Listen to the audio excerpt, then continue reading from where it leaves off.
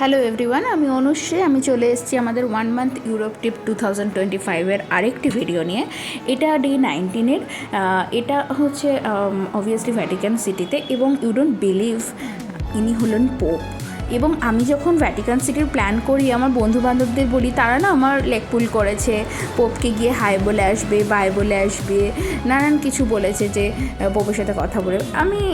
আমি সত্যি ভাবিনি সেসব নিয়ে।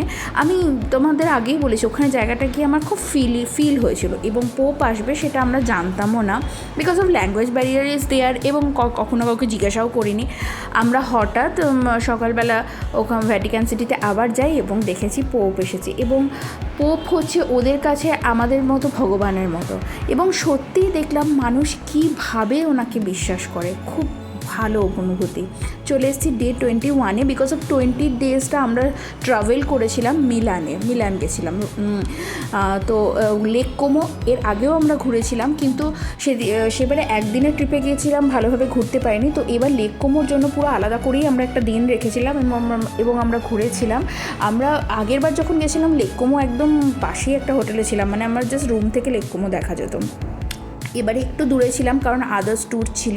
ভীষণ সুন্দর একটা লেক, এত শান্ত, নিরিবিলি, পাহাড়ে ঘেরা, ঠান্ডা, খুব সুন্দর লেক। আমি অবশ্যই লেক কোমোটা সবাইকে সাজেস্ট করব। এটা ডুওমো, দেখো লেক কোমো ঘোরার পর আমরা ডুওমো এসেছি ডে 22-তে। লেক কোমোটা শুধু আমরা 21 ডেতে আমরা শুধুই লেক কোমো ঘুরেছিলাম। এখানে আমরা ডুওমো এসেছি, এখানে একটা ক্যাথিড্রাল ঘুরবো, সব দেখাবো।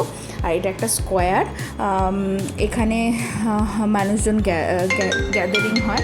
আর এখানে দেখো একটা ক্যাথিড্রাল রয়েছে, এটা একটা খুব বড় ক্যাথিড্রাল, মানে এটা মিলান ক্যাথিড্রাল এটাকে বলা হয়, মিলানে। খুব সুন্দর, ভীষণ সুন্দর সাজানো। আমরা ভেতরে যদিও যেতে পারিনি, বিকজ অফ টাইম শর্টেজ ছিল, প্লাস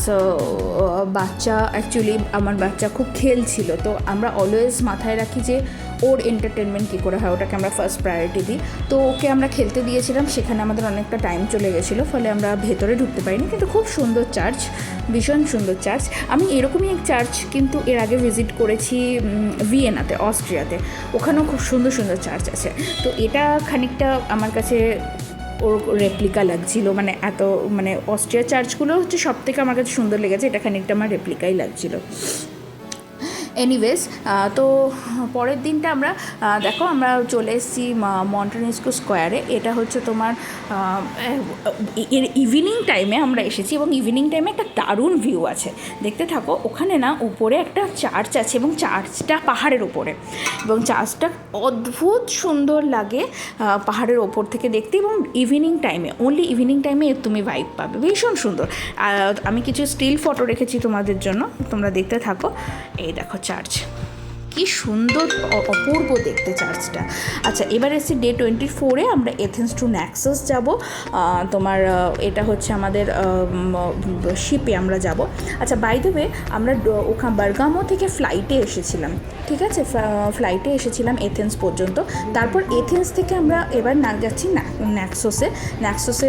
এটা হচ্ছে শিপে আছি। শিপে অ্যারাউন্ড 6 থেকে 6.5 ঘন্টা মতো লেগেছিলো।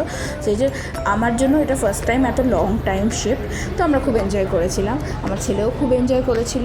ও যেহেতু অনেকটা স্পেস থাকে, দৌড়াদৌড়ি করতে পারে, তো খুবই এনজয় করেছিলাম। সামটাইমস ওর পিছনে দৌড়াতে আমরা হাঁপিয়েও যাচ্ছিলাম, বাট এনিওয়ে, কারণ 6.5 ঘন্টা অনেকটাই টাইম। কিন্তু খুব ভালো ছিল, ভেতরেই রেস্টুরেন্ট ছিল, ওখান থেকে আমরা খাবার অর্ডার করেছিলাম। তো এই হলো নাক্সসের জার্নি ছিল। তো ফেরার সময় আমরা ফ্লাইটে এসেছিলাম নাক্সস থেকে, আর যাওয়ার সময় আমরা জাহাজে গিয়েছিলাম, জাস্ট ফর দ্য এক্সপিরিয়েন্স। আচ্ছা, এই যে দেখতে থাকো জাহাজের, এটা ওপরে একটা নিচে দুটো রকম সেকশন থাকে জাহাজে। তো ওপরের সেকশনে অবভিয়াসলি প্রাইসটা হাই, একটু প্রিমিয়াম ওটা, আর নিচের সেকশনটা ফর দ্য জেনারেল। লাগেজ ওরা নিয়ে নেয়, লাগেজ আলাদা করে একটা সেকশনই আছে, সেখানে লাগেজ রাখার জায়গা। কি সুন্দর না এগুলো, কিন্তু আমার সমস্ত জাহাজের ভেতর থেকে তোলা ছবি, অপূর্ব সুন্দর। দেখো কি সুন্দর, যেন মেঘ আর নীল জল একসাথে মিলেমিশে গেছে, অপূর্ব সুন্দর। এমনিতেই সমুদ্র আমার বড় বেশি প্রিয়, তার মধ্যে ইটস এ ড্রিম ডেস্টিনেশন। আমি অলওয়েজ বলতাম গ্রিস যাবো, গ্রিস যাবো, গ্রিস যাবো। ফাইনালি এটা ফুলফিল হয়েছে গ্রিস, এবং আমার খুব ভালো লেগেছে। এবং ধীরে ধীরে অলরেডি আমরা ট্যুরের শেষের দিকে অলরেডি পৌঁছে গেছি। এখানে গ্রিসে এসেই আমরা একটু রেস্টিং টাইম পাবো, রেস্ট করব, এবং তারপরে ইন্ডিয়া আসার জন্য আবার প্রস্তুতি। তো এই আর কি, দেখতে দেখতে কীভাবে যে 1 মাসের ট্রিপ হয়ে যায় মানে বুঝতেই পারা যায় না। যখন শুরুর দিন থাকে তখন সবাই বলে 1 মাস এত দিন, বাট সত্যি কী করে যে দিনগুলো চলে যায় জানি না। এই যে আপস্টেয়ারে ওখানে এটা উপরে যাওয়ার দিনগুলো সত্যিই কীভাবে পেরিয়ে যায়। এই 1 মান্থের ট্রিপের জন্য আমরা সারা বছর অপেক্ষা করে থাকি। আচ্ছা, এবার আমরা নাক্সস চলে এসেছি। আমরা একদম বিচের ধারে একটা লাঞ্চে এসেছি, আর রেস্টুরেন্টটা দারুণ ছিল। একদম বিচের ধারে খাচ্ছিলাম আর বিচে চলে যাচ্ছিলাম। তো এখানে আমরা ল্যাম্ব চপ নিয়েছিলাম, আরও ফ্রেঞ্চ ফ্রাইজ অ্যান্ড একটা ডেজার্টও নিয়েছিলাম। খুব